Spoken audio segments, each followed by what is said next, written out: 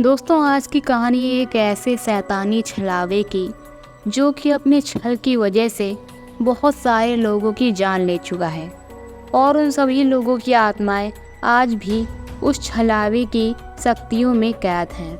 तो कहानी में आगे बढ़ने से पहले आप हमारे चैनल को सब्सक्राइब ज़रूर कर लेना, क्योंकि आप लोगों में से बहुत से लोग ऐसे हैं जो कि कहानियों को सुनने में काफ़ी दिलचस्पी रखते हैं लेकिन चैनल को सब्सक्राइब नहीं करते हैं। इसलिए आपसे निवेदन है कि कृपया पहले चैनल को सब्सक्राइब कर लें। तो चलिए शुरू करते हैं आज की कहानी। ये कहानी है पाली के एक छोटे से गांव में रहने वाली एक लड़की नैन्सी की। नैन्सी जो कि बहुत बहादुर थी और अपनी शक्तियों की वजह से पूरी गांव में जानी जाती थी। नैन्सी को आज तक किसी भी चीज़ से डर नहीं लगा। पाली का वो गांव काफ़ी खुशहाल था और सभी लोग अपनी अपनी ज़िंदगी में बहुत ज़्यादा व्यस्त थे। नैन्सी के माता पिता नैन्सी को बहुत प्यार करते थे और नैन्सी जो कि ऐसी लड़की थी जिसको आज तक किसी भी चीज़ से डर नहीं लगा।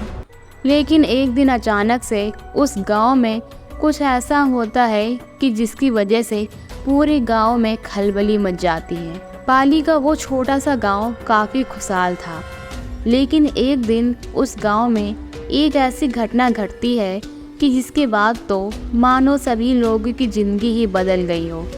बात तो तब शुरू होती है कि जब उस गांव में एक रात सभी लोगों को जंगल में दूर से एक पुरानी हवेली दिखाई देने लगती है।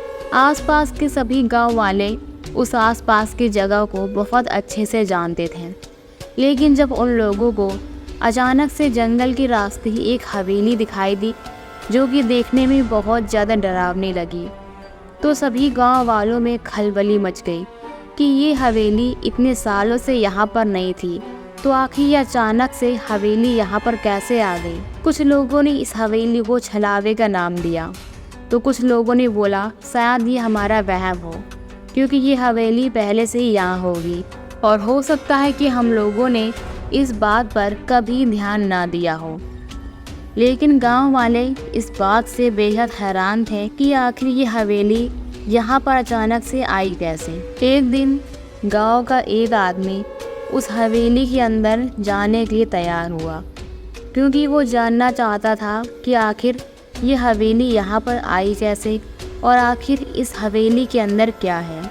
गांव के सभी लोगों ने उस आदमी को उस हवेली के अंदर जाने से मना किया, लेकिन वो आदमी जानना चाहता था कि आखिर वो हवेली कैसी है। एक रात जब वो आदमी उस हवेली के अंदर गया तो वे बहुत देर तक वापस लौटकर बाहर नहीं आया। गांव वाले सोच रहे थे कि वो आदमी कहीं वहीं पर तो नहीं रह गया, लेकिन कोई ये बोल रहा था कि थोड़ी देर बाद हो सकता है वो वापस आ जाए। लेकिन जब अगली सुबह हुई तब भी वो आदमी उस गांव में नहीं दिखा। सब लोगों को पता चल चुका था कि वो हवेली एक शापित हवेली है और जिसके अंदर कोई जाता है तो वो वापस लौटकर नहीं आता है। उस आदमी की ये चर्चा पूरे गांव में बन गई और जिसके बाद से सभी लोग उस जंगल के पास तो फटकने से भी डरते हैं, यहाँ तक कि उस हवेली तक तो कोई भी नहीं देखता। और तब से सभी गांव वालों को बहुत ज़्यादा डर भी लगने लगा। लेकिन जब ये बात नैन्सी को पता चलती है, जो कि उस गांव की एक बहादुर लड़की थी और जिसे कि आज तक किसी भी चीज़ से डर नहीं लगा। नैन्सी 20 साल की एक युवा लड़की थी और नैन्सी इस बात से हैरान थी कि आखिर वो हवेली यहाँ पर आई कैसे और आखिर उस हवेली के अंदर ऐसा क्या है जहाँ पर जाकर लोग कभी भी वापस नहीं आते। नैन्सी अपने माता पिता से उस हवेली के अंदर जाने के लिए बोलती है, लेकिन नैन्सी के माता पिता इस बात से बिल्कुल राजी नहीं होते और वो लोग अपनी बेटी की फिक्र करते हुए नैन्सी को वहाँ पर जाने से मना कर देते हैं। लेकिन नैन्सी बहुत ज़्यादा जिज्ञासु लड़की थी। वो बहुत ज़्यादा परेशान थी उस हवेली को लेकर, क्योंकि वो उस हवेली के अंदर की राज को सुलझाना चाहती थी और हवेली के बारे में ऐसी बातें सुनकर नैन्सी को आज तक डर नहीं लगा। लेकिन अब नैन्सी अपने माता पिता से बहुत ज़्यादा जिद करने लगती है और उनकी आज्ञा लेकर उस हवेली के अंदर जाने का फैसला कर लेती है। एक रात नैन्सी सोचती है कि वो आज ही इस हवेली के अंदर जाएगी। गांव के सभी लोग नैन्सी को बहुत ज़्यादा रोकने की कोशिश करते हैं, लेकिन नैन्सी सोच चुकी थी कि वो आज इस हवेली के अंदर जाकर सभी चीज़ों का पता लगाएगी। नैन्सी अपनी मशाल लेकर उस हवेली की तरफ चल पड़ती है। जब नैन्सी हवेली के पास पहुंचती है, उसे वहां पर बहुत भारी सन्नाटा महसूस होता है और उस हवेली की खिड़कियों से बाहर बहुत सी परछाइयाँ झांक रही थीं, जिसे देखकर तो मान लो नैन्सी बहुत ज़्यादा डर गई हो। लेकिन नैन्सी के अंदर आत्मविश्वास था और नैन्सी सोच चुकी थी कि आज वो पीछे हटने वालों में से नहीं है। हवेली का दरवाज़ा अपने आप खुल जाता है, जैसे वो हवेली नैन्सी का ही इंतजार कर रही हो। नैन्सी जैसे ही उस हवेली के अंदर कदम रखती है, मानो नैन्सी की एक डरावनी शुरुआत होती है। हवेली के अंदर जाते ही नैन्सी को बहुत सी चीज़ें अजीब सी महसूस होती हैं और हवेली के अंदर का वातावरण इतना ज़्यादा भयानक हो जाता है, जैसे कि मानो नैन्सी के आने से ही वो सभी चीज़ें हो रही हों। हवेली के दरवाजे अपने आप खुल रहे थे और अपने आप बंद हो रहे थे। दीवारों पर लगी हुई तस्वीरें अपने आप गोल गोल घूम रही थीं और वहाँ पर चलने वाली हवाओं में नैन्सी को एक अजीब सा डर लगता। ये सभी चीज़ें देखकर तो मान लो नैन्सी के पसीने ही छूट जाते हैं। नैन्सी ये सभी चीज़ें देख ही रही होती है, लेकिन तभी अचानक से नैन्सी की नज़र उस मेज़ पर रखी हुई एक किताब पर पड़ती है।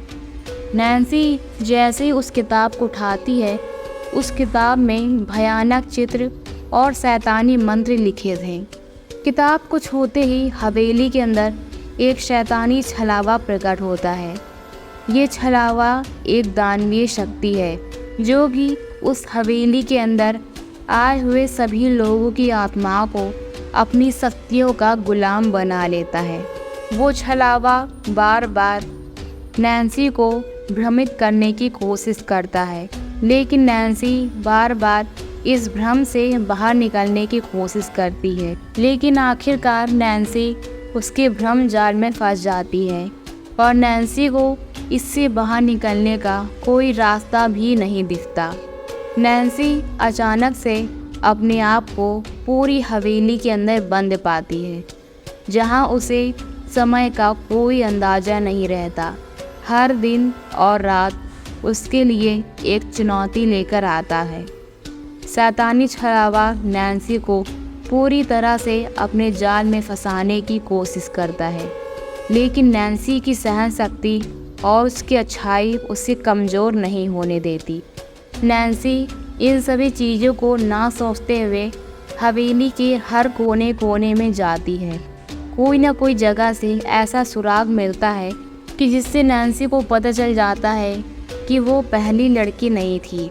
यहाँ पर पहले भी बहुत से लोग आ चुके हैं, लेकिन यहाँ से आज तक कोई भी वापस नहीं जा पाया। हवेली के अंदर बहुत सारे कमरे थे। नैन्सी हर कमरे में जाती और वहाँ पर छिपे सुरागों से पता चलता कि वो यहाँ पर अकेली नहीं थी। उस हवेली के अंदर एक आत्मा जो कि नैन्सी का अपने काम में साथ देती है। वो आत्मा अचानक से नैन्सी के सामने आती है, जिसका नाम मीरा होता है, जो कई साल पहले इस छलावे के शिकार में फंस गई थी। मीरा नैन्सी की मदद करती है और नैन्सी को बताती है कि उस छलावे को किस तरीके से हराया जा सकता है। मीरा हवेली के अंदर छिपे हुए हर एक रहस्य को नैन्सी से बताती है। मीरा पूरी तरह से नैन्सी को उस हवेली की सच्चाई बताती है, जहाँ तक नैन्सी अभी तक पहुँची भी नहीं थी। और मीरा नैन्सी को उस हवेली के अंदर छिपी हुई एक तिजोरी के बारे में बताती है, जिसमें एक ऐसा जादुई पत्थर है जो कि उस शैतानी छलावे को नियंत्रित करता है। लेकिन पत्थर तक पहुंचने के लिए नैन्सी को बहुत सारी कठिनाइयों का सामना करना पड़ेगा और उस छलावे के जालों से बचकर जाना होगा। नैन्सी बहुत ज़्यादा कोशिश करती है उस पत्थर तक पहुंचने के लिए और आखिरकार मीरा के बताए हुए रास्ते से नैन्सी जैसे तैसे करके उस पत्थर तक पहुंच जाती है। जैसे ही नैन्सी उस पत्थर को छूती है, मानो हवेली के अंदर एक भयानक सी चीख उठती है, जिससे कि मानो नैन्सी के कान ही फट गए हों। शैतानी छलावा पूरी ताकत से नैन्सी को रोकने की कोशिश करता है। हवेली में मानो एक तूफान सा आ जाता है। हवेली की दीवारें हिलने लगती हैं और एक भूकंप सा महसूस होता है। हवेली की सारी आत्माएं अब जाग जाती हैं। अब छलावा अपना असली रूप नैन्सी के सामने लाता हो।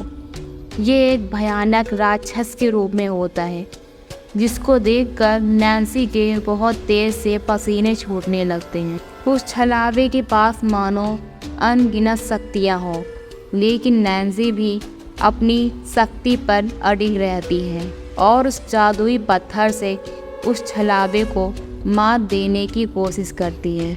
नैन्सी उस पत्थर की सहायता से उस छलावे को अपने जाल में फंसाने में सफल हो जाती है और वो पत्थर को हवेली के एक केंद्र में रखे एक प्राचीन यंत्र के पास ले जाती है, जिससे हवेली और छलावे दोनों को ही पूरी तरह से समाप्त किया जा सकता है। छलावा एक आखिरी बार चीखता है, लेकिन नैन्सी भी उस हवेली के केंद्र तक पहुंच जाती है। छलावे की चीख इतनी तेज थी कि हवेली की दीवारें भी गिरने लगती हैं और वो छलावा अचानक से पूरी शक्तियों के साथ समाप्त हो जाता है।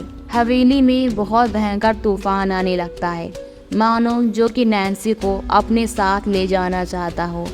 लेकिन मीरा नैन्सी को उस हवेली के बाहर जाने में उसकी मदद करती है, जिससे कि नैन्सी की जान बच जाए। नैन्सी बहुत तेज़ से भागते हुए उस हवेली की बाहर आ रही होती, लेकिन हवेली की दीवारें बहुत तेज़ से हिलते हुए एक दूसरे के ऊपर गिरती जा रही थीं। सारे ईंट पत्थर, सारे खम्भे इतनी तेज़ से गिर रहे थे कि मानो नैन्सी को लग रहा हो कि उसकी यहाँ पर मौत ही हो जाएगी। लेकिन मीरा अपनी पूरी कोशिश लगाती है नैन्सी को उस हवेली के बाहर लाने के लिए। नैन्सी अब उस हवेली के बाहर आ चुकी थी, लेकिन जैसे ही नैन्सी उस हवेली के बाहर आई, पूरी हवेली मानो धूल में परिवर्तित हो गई और एक हवा के झोंके से अचानक से गायब हो गई। और हवेली के साथ ही मीरा की आत्मा को भी हमेशा के लिए शांति मिल गई।